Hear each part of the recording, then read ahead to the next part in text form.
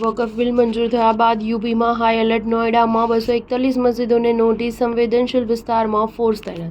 લોકસભામાં વકફ સંશોધન બિલની મંજૂરી મળ્યા બાદ ઉત્તર પ્રદેશમાં હાઈ એલર્ટ જાહેર કરવામાં આવ્યું છે, જેના કારણે નોઈડા પોલીસે જિલ્લાની 241 મસ્જિદોના ઇમામોને નોટિસ મોકલી છે. સૂત્રોના જણાવ્યા મુજબ નોઈડામાં કોઈ અનિચ્છનીય ઘટના ન બને તે હેતુસર પોલીસે આ કાર્યવાહી કરી છે. પોલીસની ટીમે ગુરુવારે જિલ્લાની તમામ મસ્જિદોના ઇમામ અને કમિટીના લોકો સાથે ચર્ચા કરી હતી.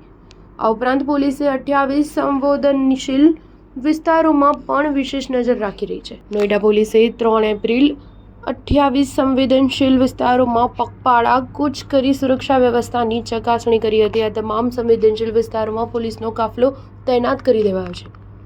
આ ઉપરાંત ગુપ્તચર એજન્સીને પણ એલર્ટ રહેવાનો આદેશ આપ્યો છે. નોઈડા અને ગ્રેટર નોઈડાના ખૂણે ખાંચરે સુરક્ષા વધારી દેવાઈ છે. પોલીસ ફોર્સમાં રજાઓ પણ રદ કરી દેવાઈ છે. કોઈપણ લોકો રસ્તા પર વિરોધ કરવા ન ઉતરે અને કોઈપણ અનિચ્છનીય ઘટના ન બને તે માટે નોઈડાની લગભગ તમામ મસ્જિદોને નોટિસ મોકલાઈ છે.